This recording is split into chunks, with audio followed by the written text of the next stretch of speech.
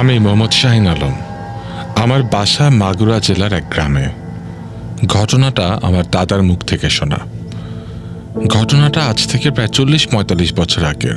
সময়টা 1974 থেকে 79 সাল। বাংলাদেশ স্বাধীন হওয়ার পর 72 সালে গঠন করা হয় মিলিটারি বাহিনী। আর এই মিলিটারি বাহিনী তাদের ট্রেনিংয়ের জন্য বের হয় 74 থেকে 79। এই সময়ের মধ্যে তারা মাগুরা জেলা থেকে 10 কিলোমিটার দক্ষিণ পশ্চিমের হরিতলা মন্দিরের পাশে অবস্থান গ্রহণ করে। বলে রাখা ভালো যে বর্তমানে সেখানে মন্দির থাকলেও 40-45 বছর আগে সেখানে কোনো মন্দির ছিল না। 10-15 বছর আগে সেখানে হিন্দু সম্প্রদায়ের লোকেরা ওই মন্দিরটা গঠন করে। কিন্তু আশ্চর্যের বিষয় হলো এখনও ওই মন্দিরের আশেপাশে অর্থাৎ 1 কিলোমিটারের মধ্যে কোনো বাড়ি ঘর নেই। যাই হোক, এবার ঘটনায় ফিরে আসা যাক। মিলিটারি বাহিনী সেখানে অবস্থান গ্রহণের পর তাদের ওই জায়গাটা খুব পছন্দও হয়। তারা মনে করে যেহেতু জায়গাটা একদম ফাঁকা এবং কোনো জনমানব নেই, তাই তাদের সুবিধাটাও ভালোই হবে। তারা বাকি কোনো কিছু না ভেবে তাদের কাজ শুরু করে দেয়। তাদের কাজ শেষ হতে হতে প্রায় সন্ধ্যা হয়ে যায়। তাদের কাজের মধ্যে ছিল তাঁবু তৈরি, রান্নার জায়গা গোছানো, যুদ্ধের সময় কোথায় অবস্থান গ্রহণ করবে সেই জায়গা গোছানো ইত্যাদি ইত্যাদি। বলে রাখা ভালো, তারা যেখানে রান্নার জায়গা তৈরি করেছিল তার ঠিক পাশেই ছিল একটা বিশাল দেহবিশিষ্ট নীল গাছ। প্রথম দিন তারা সবাই কাজ করে ক্লান্ত থাকায় রাতে কোনো মতে খেয়ে ঘুমিয়ে যায়। প্রথম দিন তেমন কিছু ঘটেনি। মূল কাহিনী শুরু হয় দ্বিতীয় দিন থেকে। আমরা সকলে জানি যে মিলিটারি বাহিনীতে রান্না করার জন্য অন্য লোক থাকে। তো সেই লোকটা যখন সন্ধ্যার সময় রান্না করতে যায় তখন থেকে সমস্যা শুরু হয়। রান্নার এক পর্যায়ে সে খাবার টেস্ট করার জন্য মুখে দিলে বুঝতে পারে খাবারে লবণ হয়নি। সে পুনরায় আবার লবণ দেয়। কিছুক্ষণ পর সে যখন আবার খাবার টেস্ট করে তখনও সে বুঝতে পারে এবারও লবণ কম হয়েছে। সে মনে মনে ভাবতে থাকে এত লবণ দেওয়ার পরও লবণ যাচ্ছে কোথায়। সে আবার খাবারে এবার বেশি পরিমাণে লবণ দেয়। সেদিন রাতে সবাই যখন খাবার খেতে যায় তখন তারা খাবার মুখে নিয়ে থুথু ফেলে দেয়, কারণ খাবারে এত বেশি পরিমাণ লবণ হয়েছিল যে খাবার মুখে দিলে মুখ পুড়ে যাওয়ার মতো অবস্থা। এমন অবস্থায় তার দলের সবাই তার উপর একটু রাগও করে আর বলে কাল থেকে যেন অন্য একজনকে সাথে নিয়ে সে রান্না করে। রাতে সবাই কোনো মতে খেয়ে তাদের ট্রেনিংয়ের জন্য প্রস্তুতি নিলে তাদের টিম লিডার বলে আজও তারা ট্রেনিং করবে না। টিম লিডারের কথা অমান্য করার মতো সাহস কারো নাই। তাই সবাই যে যার মতো করে ঘুমানোর প্রস্তুতি নিচ্ছিল এবং তারা একসময় ঘুমিয়ে পড়ে। রাত তখন প্রায় 2টা কি 3টা। দলের একজনের কারো ডাকে ঘুম ভেঙে যায়। বাইরে থেকে কেউ একজন তার নাম ধরে ডাকছে এবং বলছে একটু বাইরে আসবেন। সে মনে করলো তাদের দলেরই কেউ একজন হয়তো তাকে ডাকছে। লোকটি 7-5 না ভেবে বাইরে বেরিয়ে আসলো, কিন্তু বাইরে এসে সে কাউকে দেখতে পেল না। কাউকে দেখতে না পেয়ে সে তাঁবুর বাইরে বসে রইল। 2 থেকে 3 মিনিট পর আবার তাকে তার নাম ধরে ডাক দিল। এবার তার বুঝতে বাকি রইল না যে তাঁবুর পেছন থেকে তাকে ডাকছে। এবার সে হাঁটতে হাঁটতে তাঁবুর পেছনে চলে আসলো। তাঁবুর পেছনে এসে যা দেখল তা দেখে চমকে গেল। সে দেখতে পেল একজন যুবতী মেয়ে দাঁড়িয়ে আছে, পরনে লাল শাড়ি, সারা শরীর রক্তাক্ত।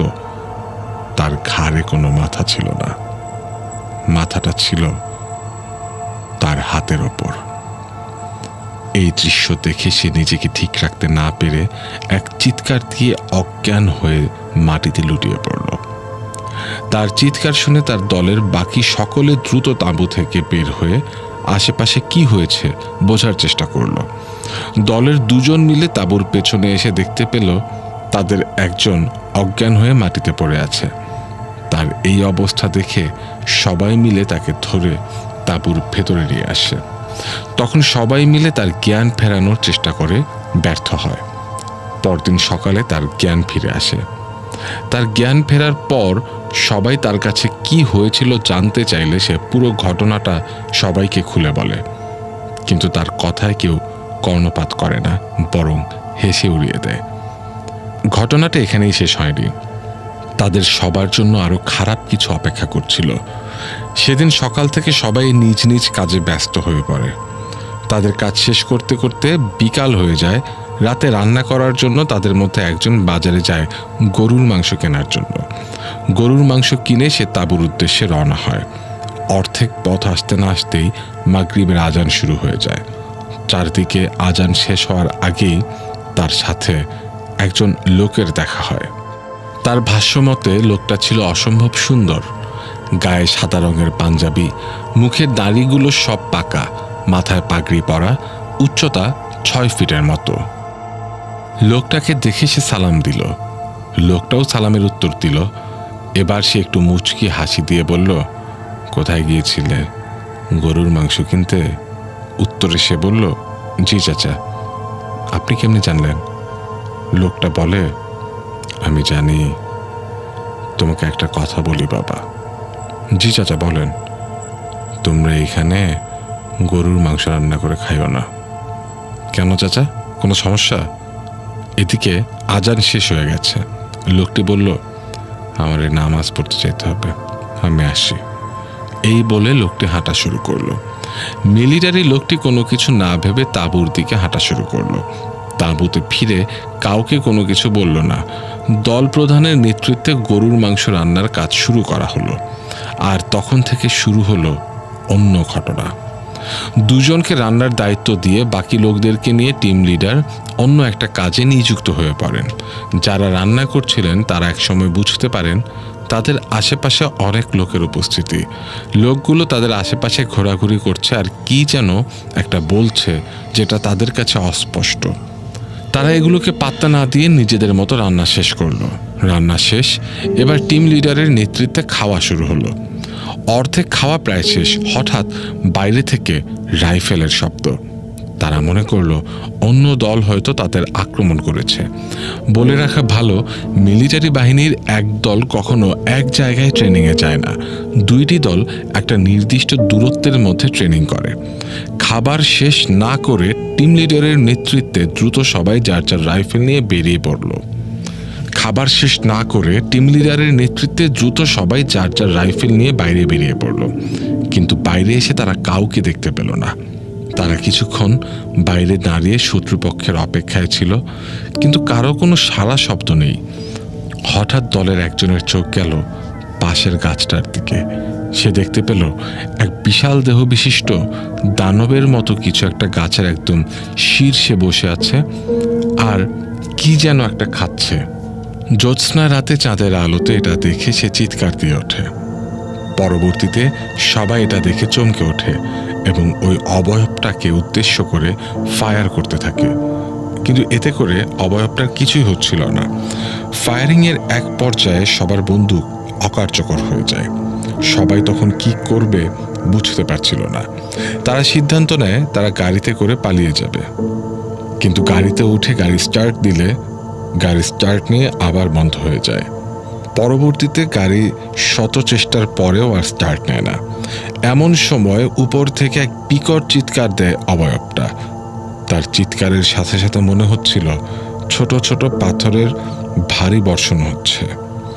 এমন সময় তাদের মধ্যে কেউ একজন আজান দিতে শুরু করলো।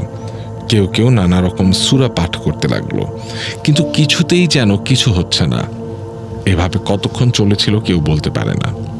এভাবে চলতে চলতে সবাই এক পর্যায়ে অজ্ঞান হয়ে মাটিতে লুটিয়ে পড়ে। সবাই অজ্ঞান হয়ে মাটিতে লুটিয়ে পড়লেও যে মাংস কিনতে গিয়েছিল সে তখন অজ্ঞান হয়নি। অবয়বটা এবার আস্তে করে গাছ থেকে নেমে এসে ওই লোকটির সামনে দাঁড়িয়ে বলল, তোকে বলেছিলাম এখানে গরুর মাংস রান্না না করার জন্য, কিন্তু তুই আমার কথা শুনিসনি, আর এই জন্য তোকে শাস্তি তো পেতেই হবে এবং যারা রান্না করেছিল তাদেরও। এই বলে অবয়বটা তাকে ছুঁড়ে অন্যদিকে ফেলে দিল। এরপর সে জ্ঞানহীন অবস্থায় পড়ে রইল। তারপর সেখানে কি হয়েছে কেউ বলতে পারে না। পরদিন সকালে কোনো একটা কাজে ওই পথ দিয়ে একজন লোক হেঁটে যাচ্ছিল। লোকটা তাদের এই অবস্থা দেখে আশপাশ থেকে আরও কয়েকজন লোক ডেকে এনে তাদের উদ্ধার করে। পরবর্তীতে সেখানে কি হয়েছিল জানতে চাইলে তারা একে একে সব খুলে বলে। এই ঘটনায় দলের সবাইকে আহত অবস্থায় পাওয়া যায়। আর সবথেকে বেশি আহত হয়েছিল মাংস ক্রেতা আর যারা রান্না করেছিল তারা দুজন। যে মাংস কিনে এনেছিল তাকে মেরুদণ্ড ভাঙা অবস্থায় পাওয়া যায়, আর যারা রান্না করেছিল তাদের দুজনকে মৃত অবস্থায় পাওয়া যায়। কিন্তু ওই দুজনের মৃত্যুটাও ছিল অস্বাভাবিক। দুজনের একজনের গায়েও রক্ত ছিল না, আর দুজনের ঘাড়টাই ছিল মটকানো এবং তাদের ঘাড় মটকিয়ে পেছনের দিকে দেয়া ছিল। ভূত কথা। আপনার নিজের ভৌতিক অভিজ্ঞতাগুলোকে অন্যের কাছে পৌঁছে দিতে আপনার ঘটনাটি আমাদেরকে লিখে পাঠান রেডিও ফুর্তির অফিসিয়াল ফেসবুক পেজে মেসেজ করে অথবা অডিও ক্লিপ রেকর্ড করে। আমাদেরকে ইমেল করেও পাঠাতে পারেন ভূতকথা@radiofurti.fm।